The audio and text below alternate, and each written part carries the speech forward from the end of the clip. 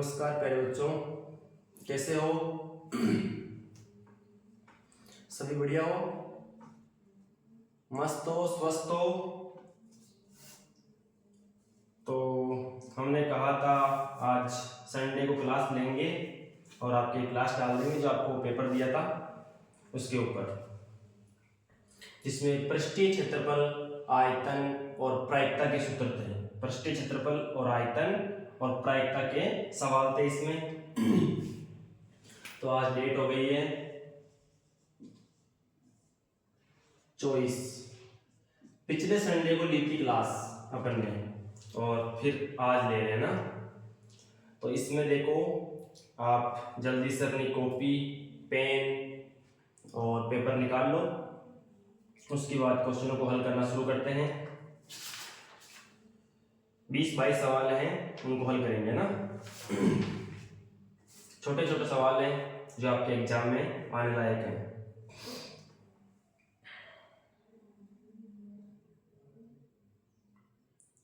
निकालिया pen, paper, pencil, copy? हाँ देखो,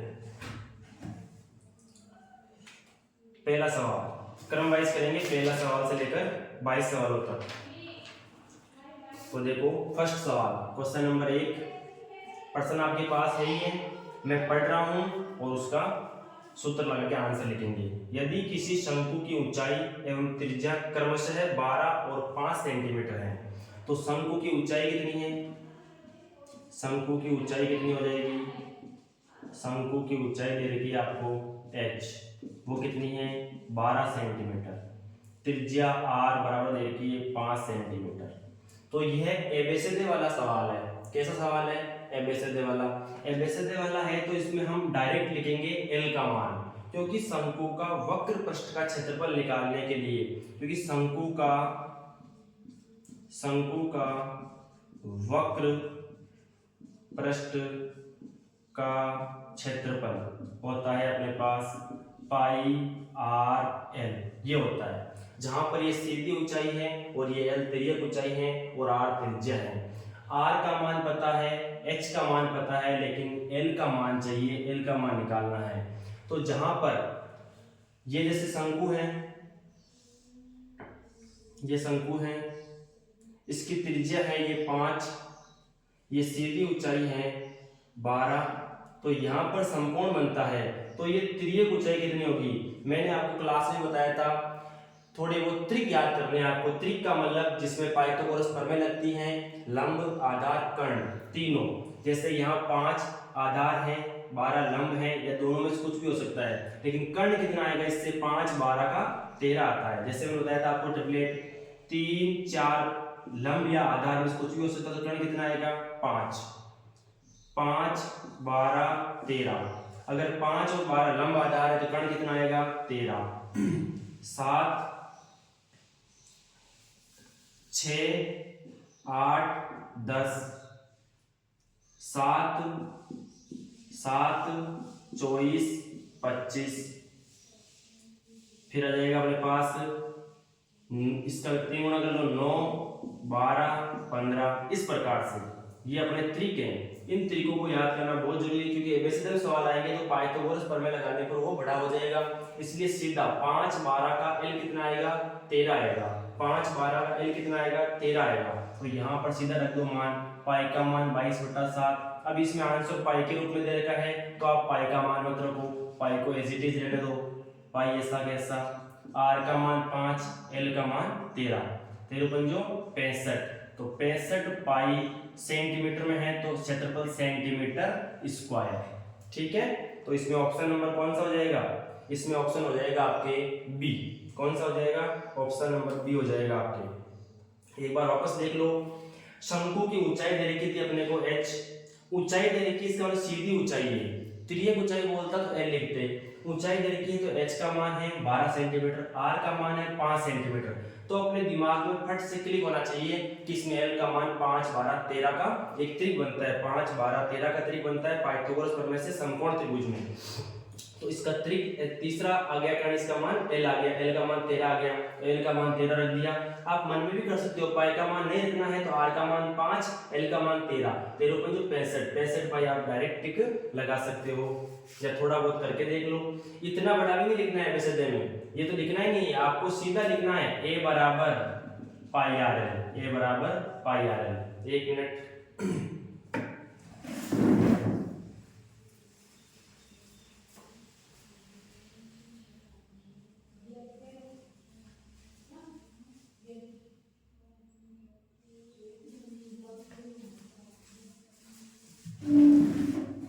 हाँ, तो आपको सीधा लिखना है ये A बराबर पाई RL। ये कोई अति लघुत्रात्मक प्रश्न नहीं है, इसमें एक नंबर में आपको कुछ लिखना है, थोड़ा बहुत लिखना होता तो इसे लिख देते हैं। ऊंचाई दे रखी है, R त्रिज्या दे रखी है, इसकी L निकालेंगे, उसके बाद ये लिखेंगे, तो 2 नंबर में 1 नंबर में अति लघुत्रात्मक लघुत्रात्मक ऐसा प्रश्न है तो लिखना है, बाकी लिखने की आवश्यकता ही नहीं है। इनको लिखो क्यों, 5 12 का L सीधे 13 आ गया, 13 को 5 से गुणा किया, 13 5 65 और पाई ऐसा कैसा 13 5 65 पाई, तो इसका ऑप्शन नंबर हो जाएगा बी। कौन सा हो जाएगा, ऑप्शन नंबर बी। ठीक है, तो ये ट्रिक आपको याद करने हैं। अगर यहाँ पर 3 हो जाता, यहाँ 4 होता तो यहाँ कितना आता 5। कर्ण का मान हमेशा लंब और आधार से ज्यादा होगा, देख लो 3 और 4 से 5 ज्यादा है, 5 और 12 से 13 ज्यादा है, 6 और 8 से 10 ज्यादा है, 7 से भी ज्यादा है, 24 से भी ज्यादा है, 9 से भी बड़ा है, 15 12 से बड़ा है। तो लंब और आधार से हमेशा कर्ण बड़ा आएगा, लंब और आधार से हमेशा कर्ण बड़ा आएगा। तो आप H का मान लिखा, R का मान लिखा, और इस सूत्र में हमारे को सूत्र में किस चीज की आवश्यकता है वही चीज अपने को निकालनी है। यहाँ पर H R की आवश्यकता थी, R दे रखा था, L की आवश्यकता थी लेकिन L नहीं दे रखा था, लेकिन उसके लिए H दे रखा था। तो H और R से दोनों से पाइथागोरस प्रमेय लगा के, क्योंकि ये संबंध होता है शंकु में R square plus H square बराबर L स्क्वायर, पाइथागोरस प्रमेय से ना, क्योंकि यहाँ समकोण त्रिभुज बन रहा है तो त्रिज्या का स्क्वायर प्लस ऊंचाई का स्क्वायर बराबर तिर्यक ऊंचाई का स्क्वायर। ठीक है, मेरे हिसाब से ये कर लिया होगा। अगले क्वेश्चन पर चलते हैं। ये ट्रिक लिख लेना आप एक बार, नहीं लिखे हो तो ट्रिक लिख लेना है एक बार आप। 3 4 5 का 5 12 13 6 8 10 7 24 25 9 12 15, इस प्रकार से ट्रिक है। अधिकतर ये काम आते हैं, ज्यादातर ये दोनों काम आते हैं, ये और ये तीनों, 1 2 3 3 4 5 वाला, 5 12 13 वाला, 7 24 25 वाला, ये काम आता है। चलो क्वेश्चन नंबर 2।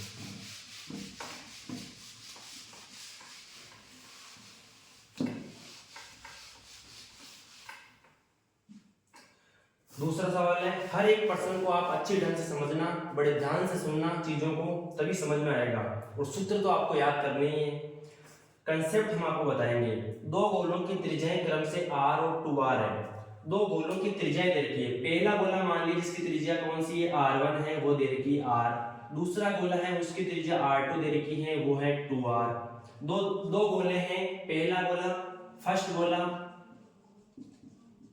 और ये है सेकंड गोला, ये है सेकंड गोला। 2 गोले दे रखे हैं और उनकी त्रिज्या दे रखी है, एक की r है एक की 2r है। ठीक है, तो गोले में और अर्धगोले में अपने को केवल क्षेत्रफल निकालने के लिए और आयतन निकालने के लिए केवल और केवल त्रिज्या की आवश्यकता होती है। मात्र एक राशि अपने पास आ जाए त्रिज्या, तो उससे हम क्षेत्रफल भी निकाल सकते हैं गोले का अर्धगोले का, और आयतन भी निकाल सकते हैं गोले अर्धगोले का। तो इसमें क्या पूछा है, उनकी आयतनों का अनुपात, यानी फर्स्ट गोले का आयतन, आयतनों का अनुपात। फर्स्ट गोले का आयतन, आयतन को v से लिख रहा हूं मैं, फर्स्ट गोले का v1, पहले का आयतन v1 और दूसरे का आयतन, सेकंड गोले का आयतन कौन सा हो जाएगा, v2। सेकंड गोले का आयतन, पहले आज समझते चलना फिर लिख लेना एक बार, देख लो सेकंड आयतन v2 हो जाएगा ना। तो फर्स्ट गोले का आयतन, पहले गोले का आयतन कितना होता है, 4/3, ये तो अचर राशि, पाई भी अचर राशि, लेकिन त्रिज्या यहाँ पर इसकी r1 दे रखी है, इसकी r2 दे रखी है, तो पाई r1 क्यूब होता है। गोले का आयतन होता है 4/3 पाई r क्यूब, तो यहाँ पहले गोले की त्रिज्या r1 है तो r1 रख दी, फिर अपॉन 4/3 पाई r2 का क्यूब। अब R1 अलग दे रखी है और R2 अलग दे रखी है। R1 की त्रिज्या है R, पहले गोले की त्रिज्या है R और दूसरे गोले की त्रिज्या है 2R। ये रखना आपने को रखनी है। R1 का मान रख दो R और R2 का मान रख दो 2R। तो देखो इससे ये कट जाएगा 4/3 से 4/3, पाई से पाई कट जाएगा। अपने पास केवल बचा R1 का क्यूब अपॉन R2 का क्यूब, ये बचा है। R1 कितना है R ही है तो R रख दो, इसका क्यूब। R2 कितना है 2R तो इसका क्यूब बोलेगा। ठीक है, ऊपर आ जाएगा R क्यूब और नीचे दोनों के पावर में है 3, दोनों की पावर है 3, 2 की पावर 3 यानी 2 की घात 3 कितना होता है 8 और R की घात 3 R क्यूब। R को एक बार काटो, R को एक बार काट दो, तो नीचे ऊपर तो हो गया 1, नीचे हो गया 8 गुना 1, तो कितना हो गया 1/8। तो अनुपात कितना आ गया 1/8। पहले गोले का आयतन 1 है तो उसका दूसरे गोले का आयतन उसका 8 गुना है, दूसरे गोले का आयतन उसका 8 गुना है। क्योंकि जब त्रिज्या दुगनी हो रही है तो त्रिज्या दोगुनी हो रही है तो आयतन उसका घात 3 होगा। यानी त्रिज्या अगर r है और डबल हो रही है 2r, इसका मतलब क्योंकि यहाँ घात कितनी लगती है 3 घात लगती है, तो यहाँ पर 1 का क्यूब तो 1 ही आएगा लेकिन 2 का क्यूब 8 आएगा। तो इस प्रकार आप सीधा लिख सकते हो, यहाँ पर 1r है और यहाँ पर 2r है। त्रिज्या दोगुनी हो रही है, त्रिज्या दोगुनी हो रही है, इसका मतलब इसका क्यूब 1 का क्यूब 1 और 2 का क्यूब 8 आ जाएगा, सीधा 1/8। मान लो त्रिज्या R1 दे रखी होती R और R2 दे रखी होती 3R, तो इसका मतलब इससे 3 गुनी है तो इसका 1 का क्यूब तो 1 ही रहता है लेकिन 3 का क्यूब 27, तो दोनों गोलों के आयतनों का अनुपात आता 1/27। इस प्रकार से जैसे मान लो R1 की त्रिज्या दे रखी होती 2R और R2 की त्रिज्या दे रखी होती 3R, तो क्या होता अनुपात, आयतनों का अनुपात क्या होता, इसका क्यूब करते 2 का क्यूब कितना 8, 3 का क्यूब कितना 27, तो 8/27 रहता है इनके गोलों का आयतन का अनुपात आ जाता है। तो इस प्रकार आप एवरेज में आए तो सीधा, क्योंकि ये कटेगा 4/3 कटेगा, पाई से पाई कटेगा, R1 का क्यूब अपॉन R2 का क्यूब बचेगा। अब जो R1 त्रिज्या देखिए वो R क्यूब भी कटेंगे, बचेगी संख्याएं उनके ही तो क्यूब होंगे, केवल बचेगी संख्याएं हैं उनके ही तो क्यूब होंगे। तो 1 का क्यूब 1, 2 का क्यूब 8, देख लो यहाँ 2 का क्यूब भी हुआ है 8, सीधा यहाँ पहुंच गए अपन। यहाँ से देखो 1 का क्यूब 1, 2 का क्यूब 8, यहाँ पहुंच के सीधा आयतनों का अनुपात, क्योंकि आप डायरेक्ट आंसर प्रश्न देख के ही टिक लगा सकते हो आप। अनुपात अगर ये आ जाए इस प्रकार, त्रिज्या आ जाए R1 की R है और R2 की 3R है, तो इसका आयतनों का अनुपात पूछे, आयतनों का पूछे तो क्या करना है, इसका क्यूब करना है, क्योंकि आयतन में घात 3 आती है R की घात 3 आती है, तो इसका क्यूब करना है, 1 का क्यूब 1 और 3 का क्यूब 27। अगर मान लो त्रिज्या R1 दे रखी है 2R और R2 दे रखी है 3R, तो इसका क्यूब करना है, आयतनों का अनुपात पूछे तो, और इसका क्यूब करना है, 2 का क्यूब 8, 3 का क्यूब 27। ठीक है, इस प्रकार से यह आयतन के लिए, आयतन में क्यूब आता है इसलिए क्यूब कर रहे हैं। क्षेत्रफल में इसके स्क्वायर आएगा 4πr², तो अपन केवल स्क्वायर ही करेंगे। क्षेत्रफलों का अनुपात पूछेगा, गोलों के क्षेत्रफलों का अनुपात पूछेगा तो स्क्वायर करेंगे, गोलों के आयतनों का अनुपात पूछेगा तो क्यूब करेंगे यानी घन करेंगे, है ना।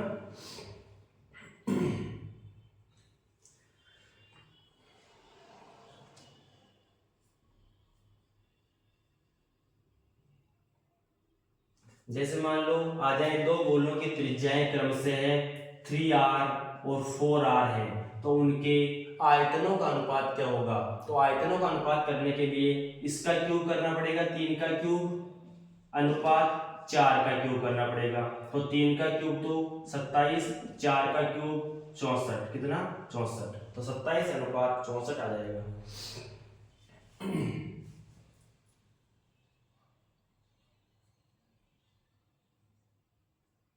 एबीसीडी वाले सवाल है इसलिए डायरेक्ट टिक लगाना है इसमें। चलो ये सवाल नंबर 2 था।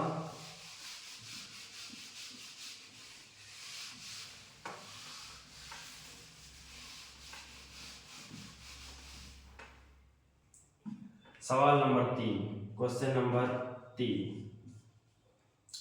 एक घन का संपूर्ण पृष्ठीय क्षेत्रफल, तो आपके सभी को सूत्र याद होने चाहिए, किसका किसका, घन के चारों सूत्र, घनाभ के चारों सूत्र, गोले के दोनों सूत्र, अर्धगोले के तीनों सूत्र, शंकु के तीनों चारों सूत्र और बेलन के तीनों चारों सूत्र। ये सूत्र आपको याद होने चाहिए, इनके सूत्र आपको याद होने चाहिए, क्योंकि इस प्रश्नावली में घन घनाभ, गोला अर्धगोला और शंकु और बेलन, ये 6 चीजें हैं अपने पास। इस प्रश्नावली में अपने पास घन घनाभ, गोला अर्धगोला और शंकु बेलन, इस प्रकार से 6 चीजें हैं। मैंने आपको लिखवाई थी घन के 4 सूत्र, घनाभ के 4 सूत्र, घनाभ से ही घन बनता है। फिर गोला अर्धगोला में गोले का आधा कर दो अर्धगोला।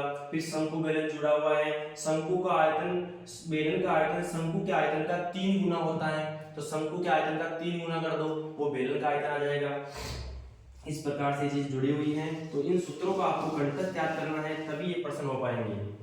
एक घन का संपूर्ण पृष्ठीय क्षेत्रफल 486 वर्ग सेंटीमीटर यानी सेंटीमीटर स्क्वायर है, तो घन की भुजा कितनी होगी? तो जो चीज दे रखी है उसको लिखो। घन का संपूर्ण पृष्ठीय क्षेत्रफल कितना होता है? 6 गुना भुजा स्क्वायर। कितना होता है? 6 गुना भुजा स्क्वायर। ये होता है घन का संपूर्ण पृष्ठीय क्षेत्रफल, और वो दे रखा है कितना? 486 दे रखा है। कितना दे रखा है? 486। तो क्या हो जाएगा? 6 को नीचे ले जाओ, भुजा स्क्वायर बराबर 486 बटा 6, 6 एकम 6, 6 अट्ठे 48 और 6 एकम 6, तो ये आ गई भुजा स्क्वायर बराबर 81। तो इसका मतलब भुजा बराबर, ये घात उधर जाएगी तो वर्गमूल बन जाएगी, या फिर ऐसे कर सकते हो, घात उधर जाएगी तो 1/2, इधर बट्टा में जाएगी ना, तो ये हो जाएगा। इसका मतलब भी होता है 81 का घनमूल। तो कितना हो जाएगा? भुजा बराबर 81 घनमूल 9 सेंटीमीटर। और क्या पूछा मैंने को? घन की भुजा ही पूछी है, तो 9 सेंटीमीटर आ गई। घन की भुजा पूछी है तो 9 सेंटीमीटर आ गई अपने पास। कुछ नहीं किया, घन का संपूर्ण पृष्ठीय क्षेत्रफल दे रखा था तो वो लगा दिया। फिर 6 को इधर ले गए, गुणा में था भाग में चला गया, इसको इससे काट दिया, सरल कर दिया। फिर भुजा का स्क्वायर आ गया अपने पास ये, तो घात 2 है, उधर जाएगी तो 1/2 हो जाएगी। इसी को कहते हैं 81 का वर्गमूल। घात 1/2 है तो वो वर्गमूल होता है, और घात 1/3 है तो वो घनमूल पूछता है उसका, इसका मतलब। तो यहाँ 81 का वर्गमूल, और 81 का वर्गमूल पता है 9 होता है, क्योंकि 9 का वर्ग करने पर 81 आता है।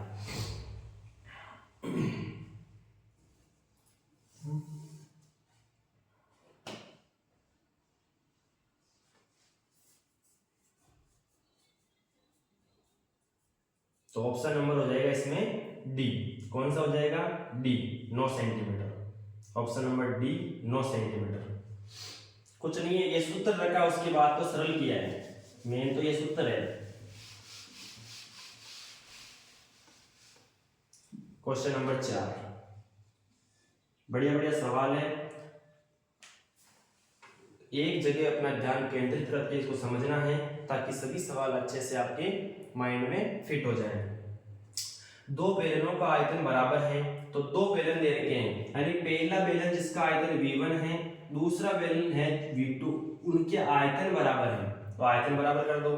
फिर क्या कहा है? उनकी ऊंचाइयों का अनुपात 1:3 है, यानी H1 मान ली x है, तो H2 कितनी है? उसकी 3 गुनी 3x है। अनुपात आता है तो x और x के रूप में मान लो। पहली का अनुपात 1:3 है, तो इसको x से गुणा कर दो, इसको भी x से गुणा कर दो, ये 1 × x और ये 3 × x 3x। तो इसका मतलब ये वाला मान लो आप अनुपात, ये पहले की ऊंचाई हो गई, ये दूसरे की ऊंचाई हो गई। आयतन बराबर है तो बेलन का आयतन बराबर कर दो। बेलन का आयतन क्या होता है? पाई r स्क्वायर h। अब पहले गोले के लिए ये हो जाएगी, पहले गोले के लिए, पहले बेलन के लिए r1 मान लिया, h1 मान लिया। फिर आयतन बराबर है तो इसको बराबर कर दो, पाई r स्क्वायर h। दूसरे गोले के लिए 2 मान लो, दूसरे बेलन के लिए, सॉरी गोला बोला जा रहा है बार बार, बेलन। तो पहले बेलन के लिए r1 और h1, दूसरे बेलन के लिए r2 और h2। क्योंकि आयतन बराबर है, पहले ही बोल दिया है दोनों बेलनों का आयतन बराबर है, तो पहले बेलन का आयतन V1, पहले के लिए चीज 1 मानी है, दूसरे के लिए 2 मानी है। इसी प्रकार पहले के लिए यहाँ पर 1 1 मान लिया, दूसरे के लिए यहाँ पर 2 2 मान लिया। अब यहाँ पर देखो H1 का मान तो x है, H2 का मान 3x है, तो रख दो। पाई से पाई कट गया, r1 का स्क्वायर और h1 का मान कितना है x बराबर r2 का स्क्वायर और h2 का मान कितना है 3x। देख लो x से x कट गया, कुछ नहीं बचा, यहाँ पर एक बचा है, तो r1 का स्क्वायर बराबर 3 गुना r2 का स्क्वायर।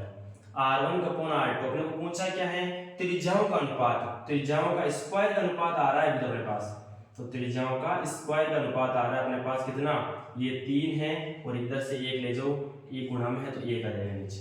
ठीक है, ये आ रहा है 3:1 आ रहा है, उनकी त्रिज्याओं का वर्ग का अनुपात आ रहा है ये, तो त्रिज्याओं का अनुपात निकालना है तो उस घात 2 को उधर ले जाएंगे तो कितनी हो जाएगी 3/1 की घात 1/2 हो जाएगी। सही है, यानी उसका वर्गमूल 3 का वर्गमूल √3, 1 का वर्गमूल 1, तो r1 अनुपात r2 आ जाएगी 3 का वर्गमूल √3 और 1 का वर्गमूल 1। तो इस प्रकार ऑप्शन देख लो कौन सा है इसमें।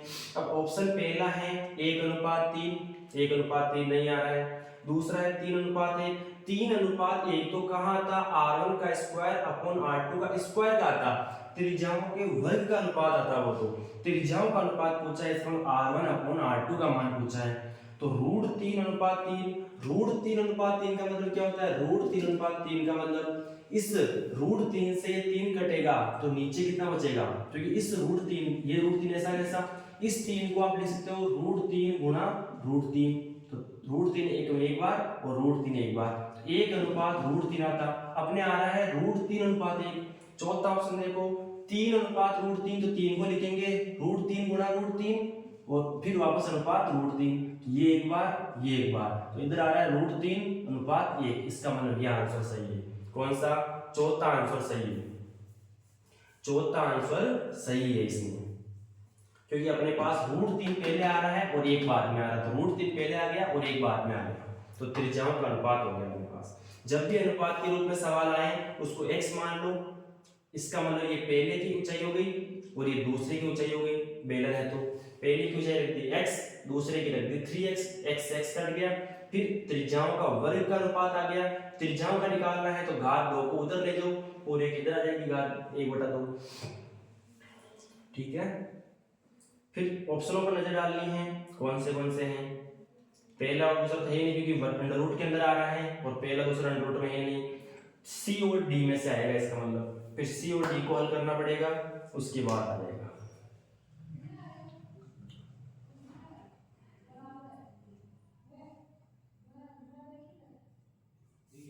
आशा करता हूं बढ़िया तरीके से समझ में आ रहा होगा आपके, और बड़े ध्यान से सुनना और अच्छे तरीके से आएगा समझ में।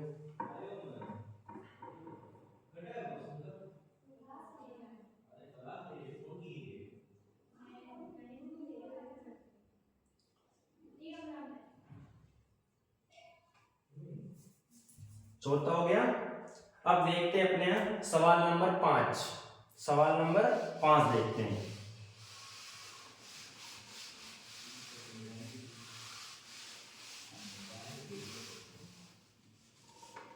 सवाल नंबर 5, इसमें पूछा है एक ठोस अर्धगोले का कुल पृष्ठीय क्षेत्रफल, एक तो होता है अर्धगोले का पृष्ठीय क्षेत्रफल, अर्धगोले का पृष्ठीय, एक होता है कुल या संपूर्ण पृष्ठीय, कुल या संपूर्ण पृष्ठीय, कुल या संपूर्ण पृष्ठीय, कुल या संपूर्ण ना ये होता है। तो अर्धगोले का पृष्ठीय क्षेत्रफल तो होता है अपने पास कितना 2πr², गोले का कितना होता है 4πr², उसका आधा ही हो जाएगा। लेकिन अर्धगोला, अर्धगोला ऐसे बनता है, तो ये जो नीचे सतह दिख रही है आपको ये कैसी सतह है, एक वर्ताकार सतह है, तो इसका तो हो जाएगा अपने पास 2πr² प्लस इस वर्ताकार भाग का क्षेत्रफल होता है πr², तो ये हो जाएगा 2πr² प्लस πr²। संकोचित इसी तरह होता है, नीचे वर्ताकार सतह होती है तो वक्र का निकालते हैं तो πrl और उसमें कुल जोड़ देते हैं, कुल निकालना है तो उसमें πr² और जोड़ देंगे। उसी प्रकार बेलन का वक्र होता है 2πr(h) और उसमें कुल निकालना है तो नीचे भी बेलन में नीचे भी वृत्ताकार सतह बनती है और ऊपर भी बनती है, इसलिए दोनों का जुड़ेगा 2πr² इसका जुड़ जाएगा। इसी प्रकार ये तो ये हो जाएगा 3πr²। ये होता है अर्धगोले का कुल पृष्ठीय क्षेत्रफल, अर्धगोले का कुल पृष्ठीय क्षेत्रफल होता है ये, है ना। तो इसका ऑप्शन नंबर हो जाएगा बी। पहला ऑप्शन तो इसमें किसका है, अर्धगोले का पृष्ठीय क्षेत्रफल 2πr², और जो बी ऑप्शन है वो है अर्धगोले का कुल या संपूर्ण पृष्ठीय क्षेत्रफल 3πr²। सी ऑप्शन है 4πr², वो किसका है, गोले का पृष्ठीय क्षेत्रफल। फिर डी ऑप्शन है πr², वो किसका होता है, वृत्त का क्षेत्रफल। क्या होता है, वृत्त का क्षेत्रफल, जो नीचे वृत्ताकार आकृति बन रही है उसका क्षेत्रफल।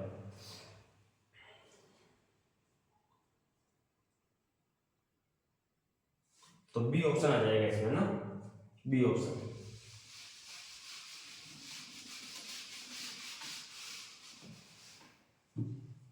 छठा सवाल, एक गोले का व्यास दे रखा है 6 सेंटीमीटर, तो गोले का आयतन अपने को पता है, गोले का आयतन निकालो चाहे अर्धगोले का आयतन निकालो, गोले का पृष्ठीय क्षेत्रफल निकालो चाहे अर्धगोले का पृष्ठीय क्षेत्रफल निकालो, उसमें केवल और केवल एक चीज की आवश्यकता होती है, वो किसकी, त्रिज्या की। किसकी होती है, त्रिज्या की। वेरी गुड, किसकी होती है, त्रिज्या की। अपने को गोले का व्यास दे रखा है, तो व्यास दे रखा है गोले का, तो उससे क्या निकालेंगे, पहले गोले के व्यास से क्या निकालेंगे, त्रिज्या। व्यास दे रखा है 6 सेंटीमीटर, तो त्रिज्या कितनी आ जाएगी, 6 का आधा 3 सेंटीमीटर, 6 का आधा 3 सेंटीमीटर की त्रिज्या आ गई। अब निकालना है गोले का आयतन v 4/3 πr³।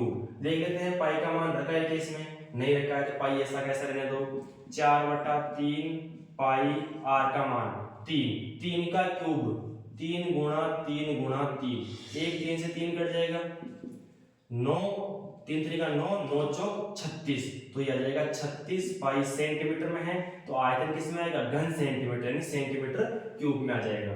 तो अपना ऑप्शन नंबर हो जाएगा सी। कौन सा हो जाएगा, सी, क्योंकि गोले का व्यास दे रखा है तो व्यास से पहले त्रिज्या निकालो, व्यास का आधा त्रिज्या, व्यास का आधा त्रिज्या, और त्रिज्या ही चाहिए इसमें, तो त्रिज्या का मान रख दिया 3, तो 3 की घात 3 है, तो 3 बार लिख दिया, गुणा कर दिया, 3 से 3 कट गया, 9 3 3 का 9, 9 चौक 36 आ गया, 36 पाई सेंटीमीटर क्यूब या 36 पाई घन सेंटीमीटर, एक ही बात है। तो ऑप्शन नंबर हो जाएगा इसमें सी, ऑप्शन नंबर सी हो जाएगा इसमें, ऑप्शन नंबर हो जाएगा सी। छठा सवाल है ना। अब चलते हैं 7वें सवाल की ओर। कुछ नहीं है, मेन सूत्र याद करना है आपको, सूत्र याद है तो आप हर चीज में रख सकते हो और गुणा भाग कर सकते हो। 7वां सवाल, एक बेलन के आधार की त्रिज्या, ये बेलन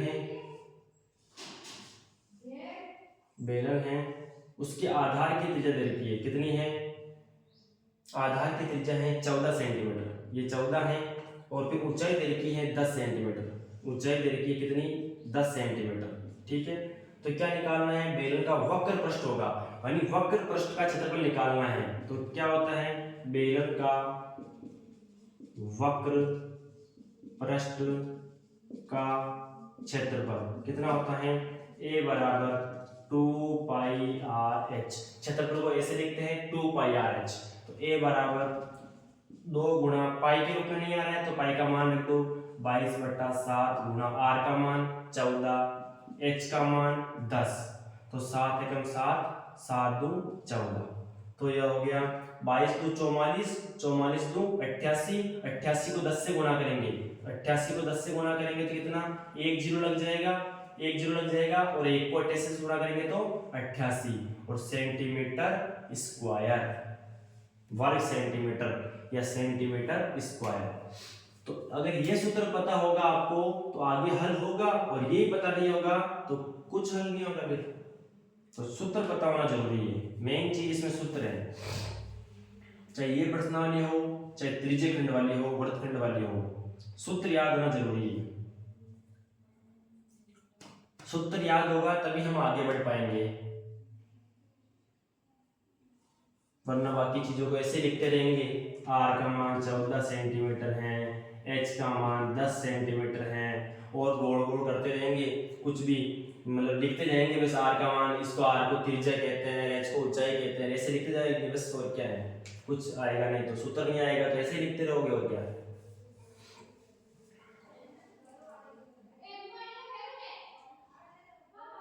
तो ये ऑप्शन नंबर आ गया इसमें B, option number B 880 centimetre square, या फिर बोल सकते हैं 880 वर्ग सेंटीमीटर। हर चीज को बड़े ध्यान से सुनना, हर चीज को, क्योंकि प्रत्येक चीज आपके काम आने वाली है।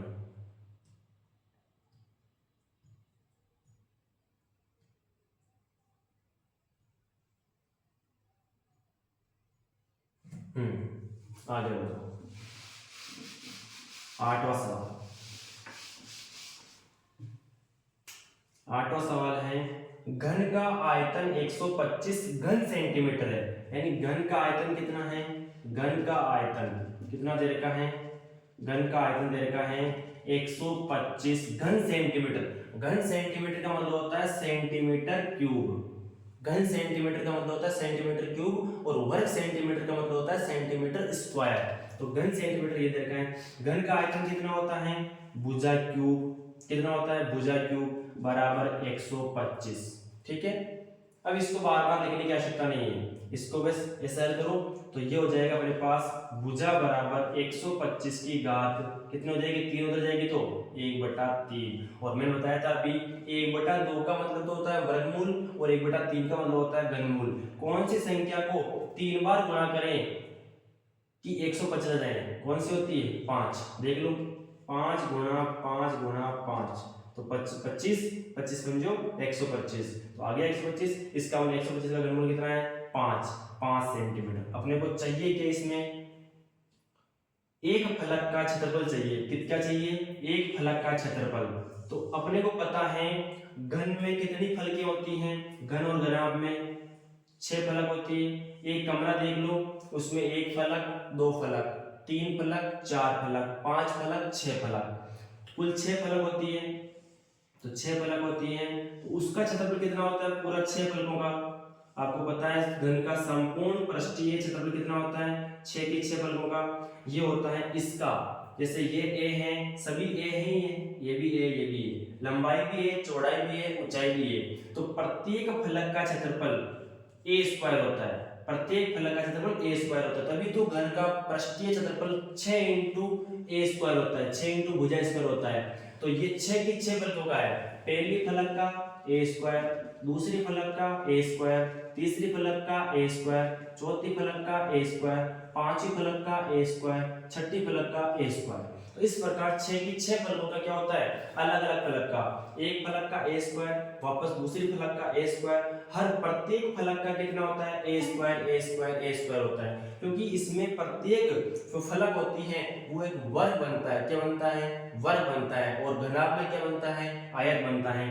तो प्रत्येक फलक एक वर्ग बनती है, और इसमें लंबाई भी ए है और चौड़ाई भी ए है। तो प्रत्येक फलक का क्षेत्रफल कितना आ जाएगा, ये ए है, ये भी ए है, तो ए गुना ए यानी ए स्क्वायर, यानी भुजा स्क्वायर। तो प्रत्येक फलक का क्षेत्रफल कितना होगा, तो इसका फलक का क्षेत्रफल, एक फलक का पूछा है, एक फलक का क्षेत्रफल, फलक का क्षेत्रफल संपूर्ण नहीं पूछा है, 6 की 6 का नहीं पूछा अपने को। ऐसे पूछता घन का पृष्ठीय क्षेत्रफल कितना होगा, कुल पृष्ठीय क्षेत्रफल, तो वो होता 6 इंटू भुजा स्क्वायर। तो भुजा का मान दे रखा है, तो भुजा स्क्वायर निकालते, पहले भुजा स्क्वायर निकाल के 6 से गुणा कर देते, तो वो तो होता घन का कुल पृष्ठीय क्षेत्रफल। अपने को एक फलक का पूछा है, तो वो कितना होता है, ए स्क्वायर।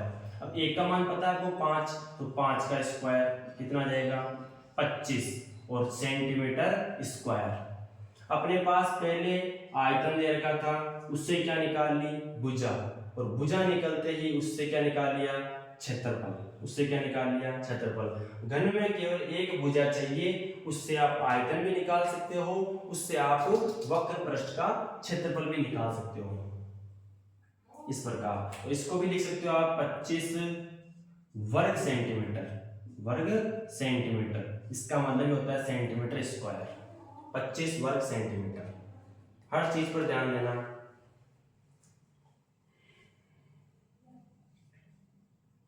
घन का प्रत्येक फलक एक वर्ग होता है, घनाभ का प्रत्येक फलक एक आयत होता है। आयत की दोनों लंबाइयां बराबर हो जाएं तो वो वर्ग बन जाता है। आयत की दोनों लंबाइयां अगर बराबर हो जाएं, लंबाई और चौड़ाई दोनों बराबर हो जाएं तो वो वर्ग बन जाता है।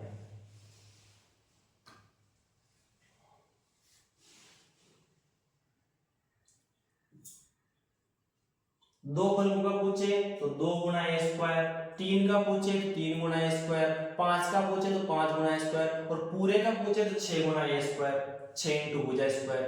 जो अपन ने अभी कौन से प्रश्न में लगाया था, तीसरे क्वेश्चन में लगाया था कि घन का संपूर्ण पृष्ठीय क्षेत्रफल कितना होता है, 6 इंटू भुजा स्क्वायर, उससे भुजा का मान निकाल लिया।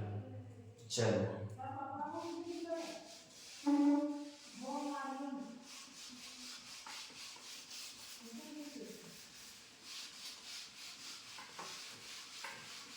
क्वेश्चन नंबर 9, 9वें क्वेश्चन की ओर बढ़ते हैं, अपने कदम आगे की ओर बढ़ाते हैं।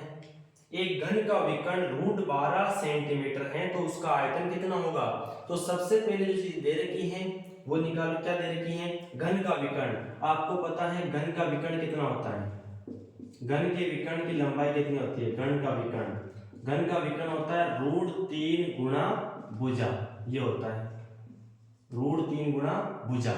यानी जो मैंने बताया था घन का विकर्ण, अपने जो घन है उसके ऊपरी शीर्ष से लेकर नीचे वाले शीर्ष तक ये सबसे बड़ी भुजा होती है घन में, सबसे बड़ी भुजा यही होती है विकर्ण। तो ऊपर वाले शीर्ष से लेकर नीचे वाले शीर्ष तक, ऊपर वाले कोने से नीचे वाले कोने तक जो लंबाई होती है वो विकर्ण कहलाती है। इधर देख लो, इस वाले ऊपर वाले कोने से नीचे वाले कोने तक जो अपनी लंबाई होती है वो विकर्ण कहलाती है। और घन का विकर्ण होता है √3 गुणा भुजा, और घन का विकर्ण दे रखा है अपने को √12 बराबर √3 गुणा भुजा। ठीक है, तो क्या हो जाएगा, √3 को नीचे लियो, √12 √3 बराबर भुजा। ये दोनों ही वर्गमूल हैं, दोनों को एक में बंद कर दो, ये भी वर्गमूल है ये भी वर्गमूल है, 12/3।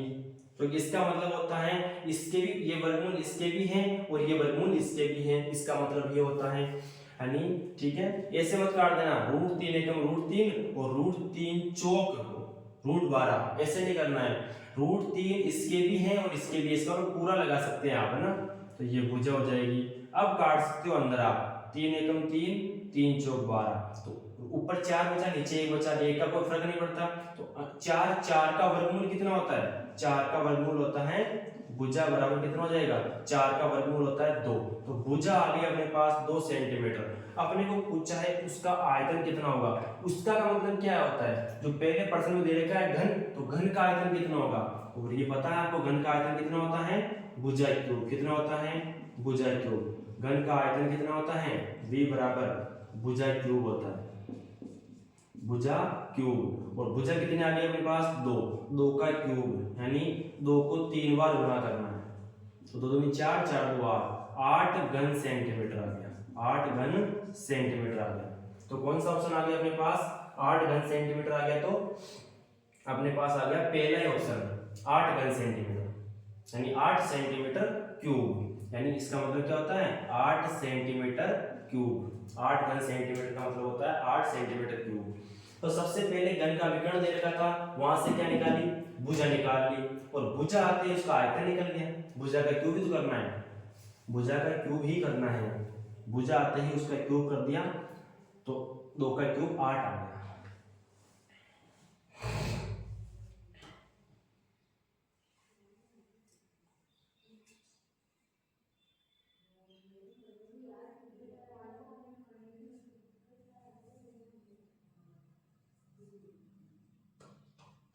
घन के विकर्ण से, घन का विकर्ण ये होता है, घनाभ का विकर्ण कौन सा होता है, घनाभ का विकर्ण होता है, घनाभ का विकर्ण भी देख लो एक बार, घनाभ का विकर्ण होता है √ लंबाई का स्क्वायर प्लस चौड़ाई का स्क्वायर प्लस ऊंचाई का स्क्वायर, लंबाई का स्क्वायर प्लस चौड़ाई का स्क्वायर प्लस ऊंचाई का स्क्वायर, ये होता है घनाभ का विकर्ण। तो इसमें सभी जगह भुजा भुजा भुजा रख दी, तो भुजा स्क्वायर भुजा स्क्वायर भुजा स्क्वायर, 3 गुना भुजा स्क्वायर, तो भुजा स्क्वायर 2 बार, तो 1 बार बाहर आ गया और 3 वैसा का वैसा ही रह गया वर्गमूल में, तो √3 गुना भुजा, तो ये घन का आ गया। घनाभ की सभी जगह भुजा रख दो, लंबाई की जगह भुजा, चौड़ाई की जगह भुजा, ऊंचाई की जगह भुजा, तो वो क्या जाएगा, घन का आ जाएगा पूरी चीजें। कर लिया होगा।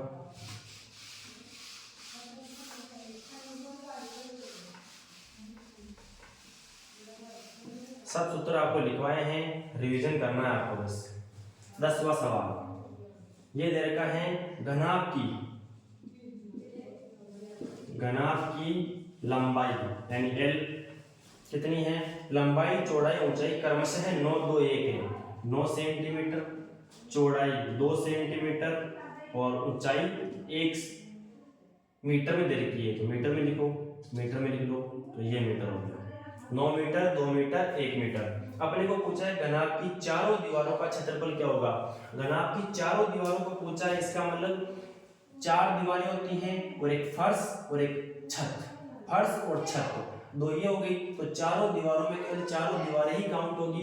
अपने को पूरा पता है कितना होता है, 2 गुना चारों का सभी का होता है LB प्लस BH, क्षेत्रफल ये होता है प्लस HL। उसमें चारों दीवारों को पूछा है, इसका मतलब नीचे वाले फर्श में भी लंबाई इंटू चौड़ाई जुड़ रही है और ऊपर वाली छत में भी लंबाई इंटू चौड़ाई जुड़ रही है। इसका मतलब लंबाई इंटू चौड़ाई को यहाँ से हटा दो, वो चारों दीवारों का क्षेत्रफल आ जाएगा। इसको यहाँ से हटा दो, तो यहाँ 2 गुना क्या क्या बच गया, अब BH प्लस HL बच गया। अब देख लो इसमें H कॉमन आ रहा है और अंदर बच रहा है B प्लस L।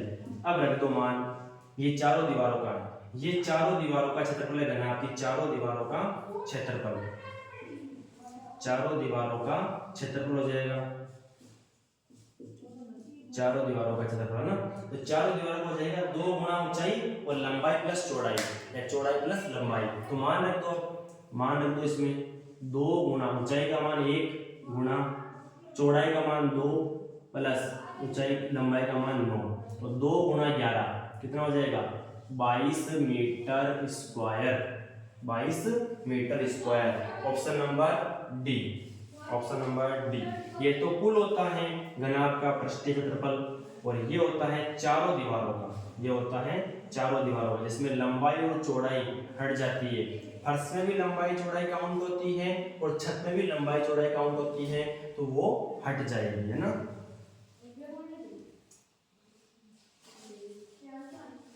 तो ये हो जाएगा option number D, option number D.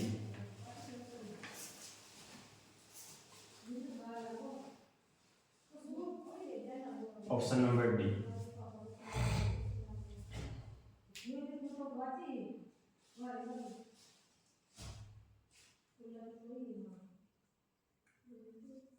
दो इंटू ऊंचाई लंबाई प्लस चौड़ाई कोष्टक में, 2 इंटू ऊंचाई कोष्टक में लंबाई प्लस चौड़ाई, तो ये हो गया अपने पास 10वां सवाल।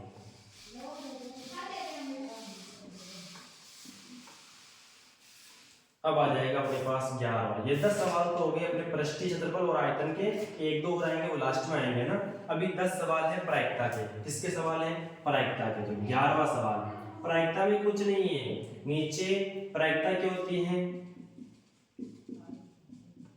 प्रायिकता का सूत्र होता है घटना के अनुकूल परिणाम। 10वीं क्लास में तो प्रायिकता में यही सूत्र है केवल, घटना के अनुकूल परिणाम बटा घटना के कुल परिणाम, कुल संभावित परिणाम कितने आ रहे हैं। जैसे एक ताश की गड्डी होती है तो उसमें कुल संभावित परिणाम कितने होते हैं, 52 होते हैं। एक सिक्के को एक बार उछालते हैं तो कुल संभावित परिणाम 2 होते हैं। एक सिक्के को 2 बार उछालते हैं तो कुल संभावित परिणाम 4 होते हैं। एक सिक्के को 3 बार उछालते हैं तो कुल संभावित परिणाम 2 की घात 3 यानी 8 होते हैं। एक पासे को उछालते हैं तो कुल संभावित परिणाम 6 होते हैं। 2 पासों को उछालते हैं तो 6 की घात 2 यानी 36 होते हैं। 3 पासों को उछालते हैं तो 6 की घात 3 यानी 6 गुना 6 गुना 6 यानी 36 गुना 6 यानी 216 परिणाम आते हैं इस प्रकार नीचे, है ना। तो जितने भी संभावित परिणाम आएंगे, कुल संभावित परिणाम वो नीचे आएंगे और उसमें से वो घटना कितनी बार घटित हो रही है, वो अनुकूल परिणाम कहाँ आएंगे, ऊपर आएंगे। तो ये है प्रायिकता का सूत्र।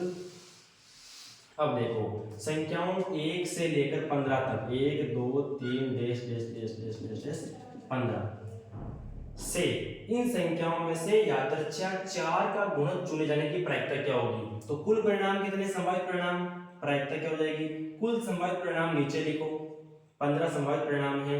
अब इसमें 4 के गुणज कौन से हैं, यानी जो 4 के पहाड़े में आते हैं वो कौन कौन से हैं, 4 1 4, 4 2 8, 4 3 12, 4 4 16, ये 15 ज्यादा हो गया तो ये नहीं लेंगे।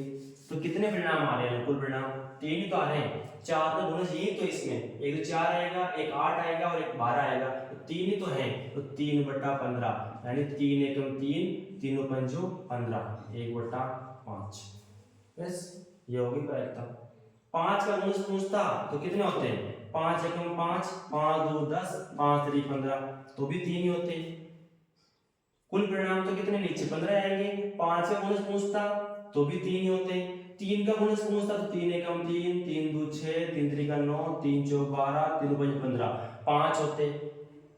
2 का गुणज पूछता तो 2 एकम 2, 2 दूनी 4, 2 तिया 6, 2 चौक 8, 2 पंजे 10, 2 छक्की 12, 2 सत्ते 14, 2 8 16 हो जाएगा, तो ये कितने हो जाएंगे, 7 परिणाम आ जाएंगे। तो इस प्रकार गुणज वाला सवाल है, इसका मतलब एक समझ लीजिए 4 के गुणज कितने हैं, इसमें देख लो 4 एकम 4, 4 2 8, 4 3 12, 3 गुणज है। 5 के गुणज कितने हैं, 5 एकम 5, 5 10, 5 3 15, 15 ज्यादा नहीं होना चाहिए, लास्ट संख्या से बड़ा नहीं होना चाहिए। 3 के गुणज 3 एकम 3, 3 2 6, 3 3 9, 3 4 12, 3 15, 5 गुणज है। 2 के कितने गुणज है, 7 गुणज है। इस प्रकार जो भी गुणज आ जाएंगे उनको गिन के ऊपर लिख दो और बाकी नीचे तो 15 रहेगा सभी जगह। तो ऑप्शन नंबर हो जाएगा इसमें 1/5 कौन सा है, option number D, option number D हो जाएगा ना।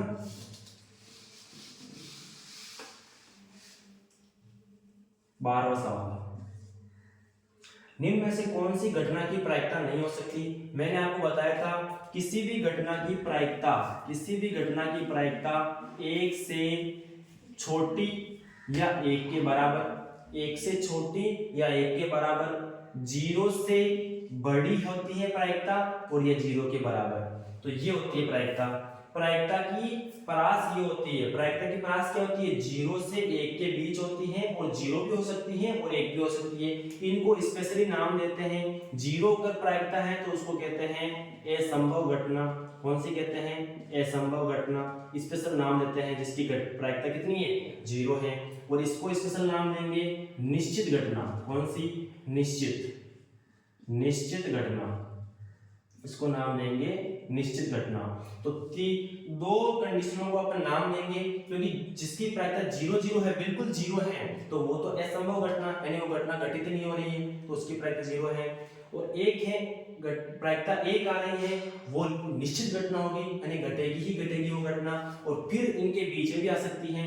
तो प्रायिकता कभी भी 1 से बड़ी नहीं होती, 1 से बड़ी नहीं होती और 0 से छोटी नहीं होती। तो अपने पास ऑप्शन कौन कौन से हैं, पहला ऑप्शन है 1.1, दूसरा ऑप्शन है 0.5, तीसरा ऑप्शन है 0.9, चौथा ऑप्शन है 0.1। तो कौन सी 1 से बड़ी है, देख लो 1 से बड़ी कौन सी है, 1 से बड़ी यही है, तो इसका मतलब ये प्रायिकता संभव नहीं है, किसी घटना की प्रायिकता ये नहीं हो सकती है, ये 1.1 नहीं हो सकती, 1 से बड़ी हो गई। तो ये बाकी सारी 0 और 1 के बीच में है, 0 और 1 के बीच में है, तो ये तो हो सकती है घटनाएं, प्रायिकताएं हो सकती है, लेकिन ये नहीं होगी, ये प्रायिकता नहीं हो सकती कभी भी, क्योंकि प्रायिकता कभी भी 1 से बड़ी और 0 से छोटी नहीं होती। 1 और 0 के बीच में और 0 भी हो सकती है और 1 भी हो सकती है। 0 वाले को बोलते हैं असंभव घटना और 1 वाले को बोलते हैं निश्चित घटना। तो अगला एक प्रश्न आपका यही है, निश्चित घटना और असंभव घटना की प्रायिकता क्रमशः होती है। निश्चित घटना की प्रायिकता 1 होती है और असंभव घटना की प्रायिकता 0 होती है। तो निश्चित घटना की प्रायिकता 1 किसमें आ रहा है, निश्चित घटना में पहले बी ऑप्शन में आ रहा है 1, और असंभव घटना की होती है 0, असंभव घटना की होती है 0। तो ये आपका 13वां भी हो गया इसी में। अब बात करते हैं 14वां सवाल, सवाल नंबर 14। एक पासे को एक बार फेंका जाता है, अभाज्य संख्या को प्राप्त करने की प्रायिकता।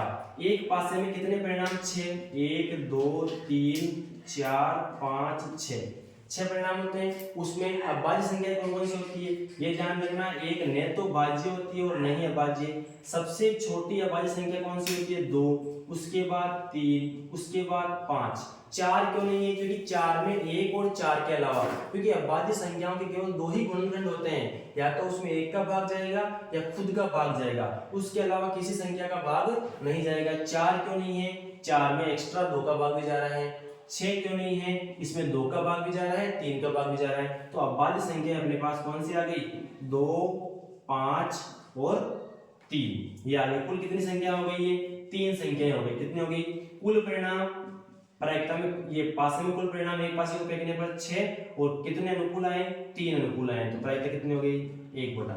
कितनी हो गई 1/2। बिल्कुल सिंपल सवाल है, बिल्कुल सिंपल सवाल है।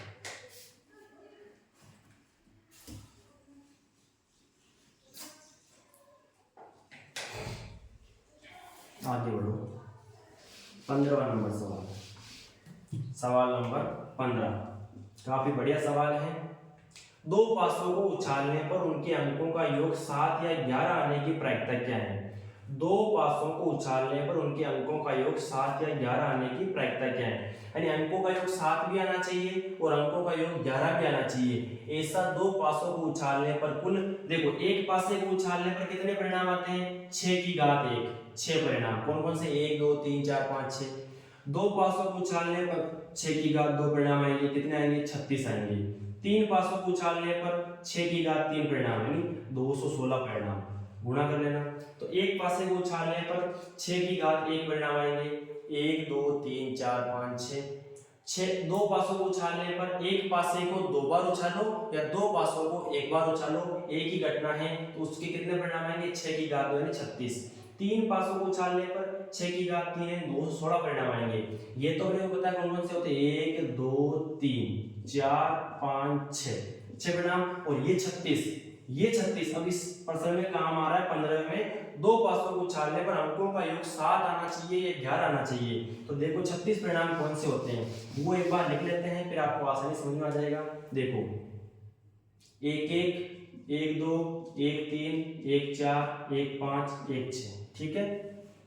2 1 2 2 2 3 2 4 2 5 2 6, 3 1 3 2 3 3 3 4 3 5 3 6। इसका मतलब पहले पासा उछाला उस पर 1 आया, दूसरा उछाला उस पर भी 1 आया।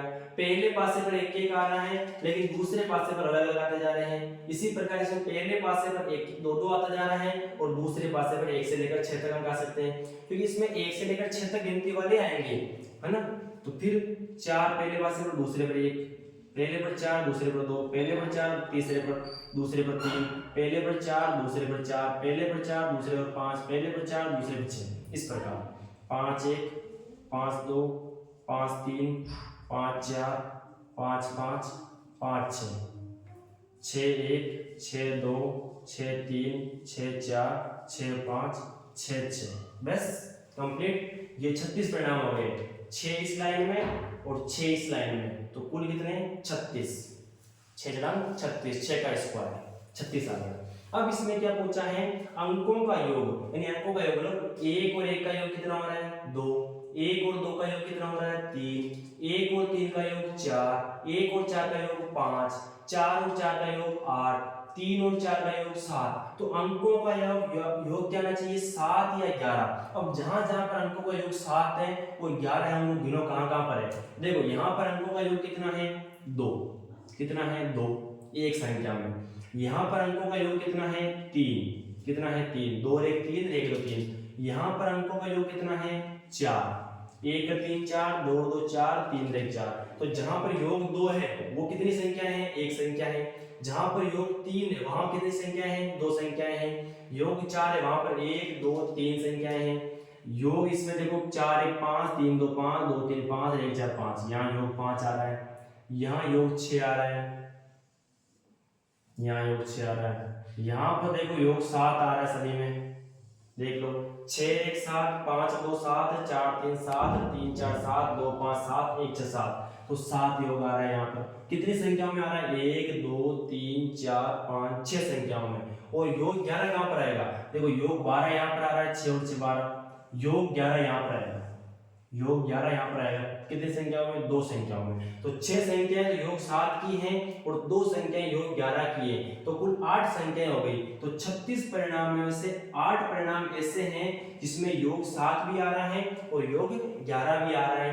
ऐसे तो आप बीच में अटक जाते हैं, कैसे निकालते हैं? आप गिनते मन में, लेकिन इसमें सीधा आ रहा है। कोई सा ही पूछो, 2 योग कितनी बार आ रहा है? 1 बार। योग 3 कितनी बार आ रहा है? 2 बार। योग 4 3 बार। योग 5 4 बार। योग 6 5 बार। योग 7 6 बार।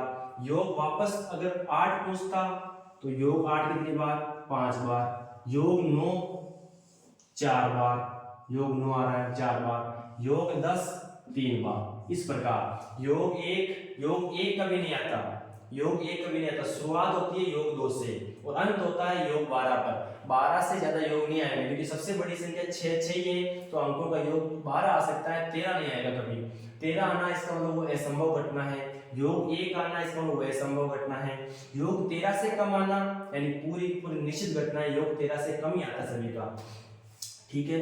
तो 12 आ रहा है, 11 आ रहा है, योग 10 आ रहा है, तो देखो 2 आ रहा है, 3 आ रहा है, 4 5 6 7 8 आएगा योग यहाँ पर, 8 योग 8 9 10 11 12। तो इस प्रकार योग 2 से शुरू होता है। तो यहाँ पर अंकों का योग 7 या 11। तो 7 कितनी संख्याओं में आ रहा है? 6 संख्याओं में। और 11 कितने में आ रहा है? 2 संख्या में। तो 6 और 2 कितनी हो गई? 8 हो गई। इसको काट लो, 4 2 8 4 नाम 36, तो कितना आ गया? 2/9। देख लो कौन सा ऑप्शन है, 2/9 कौन सा है? Option number C. कौन सा है? ऑप्शन नंबर सी, टिक कर लो, ऑप्शन नंबर सी। अब योग 7 या 11 पूछे, जरूरी नहीं यही पूछे, केवल कुछ भी पूछ सकता है। योग 5 कितनी बार? योग 5 आने पर एकता, तो योग 5 कितनी बार आ रहा है? 1 बार 2 बार 3 बार 4 बार, तो 4/36। योग 10 कितनी बार आ रहा है? 3 बार, 3/36। योग 9 कितनी बार आ रहा है? 4 बार, तो 4/36। योग 2 3 4, योग या तो 2 आए या 3 आए या 4 आए, तो 2 कितनी बार? 1 बार, 3 2 बार, 4 3 बार, तो कितने हो गए? 1 2 3 4 5 6 हो गए, तो 6/36। इस प्रकार से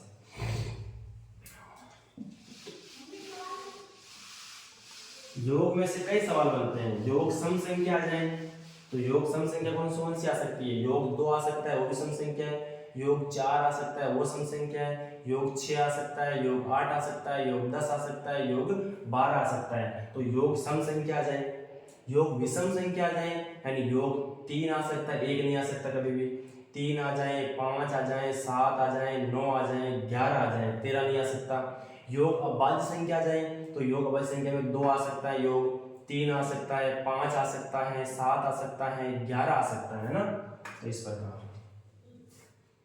अब 17वां प्रश्न, 16वां प्रश्न, प्रश्न नंबर 16। 2 सिक्के एक साथ उछाले जाते हैं। 2 सिक्के एक सिक्के को एक बार उछालेंगे तो 2 की घात 1 परिणाम, 2 परिणाम कौन कौन से? या तो हेड या टेल। एक सिक्के को 2 बार उछालेंगे तो 2 की घात 2 परिणाम, कितने? 4 परिणाम कौन कौन से? Head head, head tail, tail head और टेल टेल। एक सिक्के को 3 बार उछालेंगे तो 2 की घात 3 परिणाम, कितने? 8। एक सिक्के को 4 बार उछालेंगे 2 की घात 4, तो 16 परिणाम। अपने अधिकतर यहाँ तक आता है, बस केवल यहीं तक, और ये भी मुश्किल है, यहाँ तक आते हैं अधिकतर बस। पहला, एक सिक्के को 1 बार उछाला, एक सिक्के को 2 बार उछाला। और एग्जाम में आपसे ये पूछ सकता है कि एक सिक्के को 3 बार उछालने पर कुल संभावित परिणाम कितने हो सकते हैं, तो कितने होंगे? 8 हो सकते हैं। तो अपना प्रश्न है 2 सिक्कों को एक साथ उछालते हैं तो इसका कितने परिणाम आएंगे? 4। ये चारों परिणाम। अधिक से अधिक एक चित्त आने की प्रयत्ता, यानी अधिक से अधिक एक हेड आने की प्रयत्ता। अधिक से अधिक एक हेड आना चाहिए, यानी एक हेड से ज्यादा नहीं आना चाहिए, एक हेड से कम ही आना चाहिए। तो यहाँ देखो 2 हेड आ रहा है तो इसको छोड़ दो, ये नहीं आएगा। यहाँ 1 हेड आ रहा है, आ सकता है। यहाँ 1 हेड आ रहा है, आ सकता है। यहाँ कोई हेड नहीं आ रहा है, ये भी आ सकता है। अधिक से अधिक एक हेड का मतलब ज्यादा से ज्यादा एक हेड का मतलब है कि एक हेड या उससे कम हेड, या एक हेड या उससे कम हेड। तो एक हेड इसमें आ रहा है, एक हेड इसमें आ रहा है और इसमें कोई हेड नहीं आ रहा है। अधिक से एक हेड का मतलब होता है एक से ज्यादा हेड नहीं आना चाहिए, तो ये वाला नहीं आएगा, बाकी तीनों आएंगे। तो कुल परिणाम तो कितने हैं नीचे, 4 परिणाम हैं, उसमें से 3 अनुकूल परिणाम है, तो 3/4 हो जाएगा। ठीक है। 17वां सवाल मैंने बोल ही दिया अभी। दो पासों की फेंक में संभव परिणामों की संख्या, एक पासे में 6 की घात 1 परिणाम यानी 6, दो पासों को फेंकेंगे तो 6 की घात 2 परिणाम 36, तीन पासों को फेंकेंगे तो 6 की घात 3 परिणाम यानी 2 16। तो इसमें आ जाएगा संभव परिणाम कितने होंगे दो पासों की फेंक में 36। कितने होंगे 36 होंगे। कितने होंगे 36। तो ये 17वां सवाल हो गया। अब देखो 18वां देखो, यदि पी ई डैश नहीं की प्राकृतिक यानी पी ई डैश या ई बार इसकी प्राकृतिक कितनी 0.90। अपने को किसकी पूछा है पीई की यानी घटना घटित होने की प्रायिकता पूछी है, तो क्या होता है अपने पास इसकी निकालनी है। अपन जानते हैं ई नहीं और ई है यानी घटना नहीं की प्रायिकता और घटना है की प्रायिकता का योग कितना होता है, एक होता है। किससे पूरक घटना से। किससे होता है पूरक घटना से। घटना घटित होने की और घटना घटित नहीं होने की, जिसको अपन ई बार से भी लिखते हैं, ई डैश को ई बार से लिखते हैं, वो कितनी होती है एक, दोनों का योग। तो पीई का मान निकालना है, पी ई डैश से ई बार का मान दे रखा है 0.90 बराबर 1, तो ये हो जाएगा पी ई बराबर 1 माइनस 0.90। ऐसे घटा लो 1.00 और 0.90 घटा लो, 0 में 0 गया 0, 0 में से 9 जाएगा नहीं, यहाँ से उधार लेंगे 10 हो जाएगा, 10 में से 9 गया तो 1 और 0 में 0 गया तो 0 और यहाँ 0, तो 0.10 आ जाएगा 0.10 ये आंसर हो जाएगा। Option number B, option number B हो जाएगा। नहीं की दे रखी है की पूछा है, तो इसका मतलब एक में से घटा दो, उसको एक में से घटा दो, है ना। इसी पर यही पूरा घटना का सवाल है 20वां सवाल, ये का यही सवाल है 20वां सवाल। यदि ई कोई घटना है तब पीई प्लस पीई बार का मान कितना होगा, तो कितना होगा 1 होगा। कितना होगा 1 होगा। 20वें सवाल में ऑप्शन नंबर बी, पूरा घटना है पीई प्लस पीई बार का मान पूछा है, कितना होता है 1 होता है। कितना होता है 1 होता है।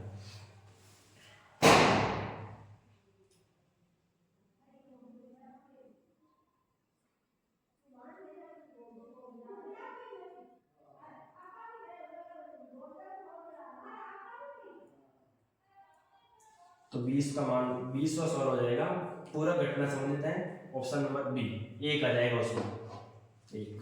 ठीक है। अब करते हैं 19वां, इसके बाद है 19वां सवाल। सवाल नंबर 19, 52 ताशों की गड्डी से पत्ता निकाला जाता है, तो लाल रंग की तस्वीर वाला पत्ता, अपने को पता है परिणाम कुल परिणाम का आएंगे नीचे। अब लाल रंग की तस्वीर वाला पूछा है, अगर तस्वीर वाला पूछता तो कितने होते हैं 13 पत्ते होते हैं कुल सभी चारों में, तो ये 3 तस्वीर वाले होते हैं, तो सभी 12 होते हैं, जिसमें 6 तो काले रंग के तस्वीर वाले होते हैं और 6 लाल रंग के होते हैं। अपने को लाल रंग की तस्वीर वाला पूछा है, तो लाल रंग की तस्वीर वाले कितने हैं 6, तो ये हो जाएगा 2 से काट दो, 2 3 6 और ये 26 बार, तो ये आ जाएगा 3/26 लाल रंग की तस्वीर वाले पत्ते। तस्वीर वाले 3 इसमें होते हैं, 3 इसमें होते हैं, 3 इसमें होते हैं, 3 इसमें होते हैं, लेकिन 6 काले होते हैं और 6 लाल होते हैं तस्वीर वाले। अब ईंट वाले तस्वीर वाले पूछ ले, तो ईंट वाले 3 होते हैं, लाल पान वाले 3 होते हैं, हुकुम वाले 3 होते हैं, चिड़ी वाले 3 होते हैं, सभी में 3 तस्वीर वाले होते हैं। काले तस्वीर वाले हुकुम चिड़ी वाले 6, लाल तस्वीर लाल पान और ईंट वाले 6। और 20 सवाल आए गए आपका पूरा घटना संबंधित है, पीई प्लस पीई बार का मान कितना हो जाएगा 1 पूरा घटना।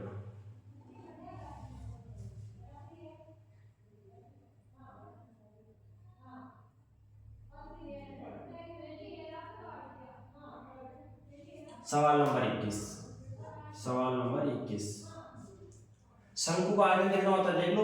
शंकु का आयतन कितना होता है 1/3 पाई r स्क्वायर h, ये तो शंकु का होता है, वी शंकु, शंकु का आयतन। वो उस बेलन का आयतन क्या होता है, शंकु के आयतन का 3 गुना, इसको 3 से गुना कर दो तो 3 से 3 कट जाएगा, पाई आर स्क्वायर एच, दोनों का साथ याद हो जाएगा। शंकु का आयतन 1/3 पाई आर स्क्वायर एच, बेलन का आयतन पाई आर स्क्वायर एच। तो इसमें ऑप्शन नंबर हो जाएगा डी, ऑप्शन नंबर हो जाएगा डी।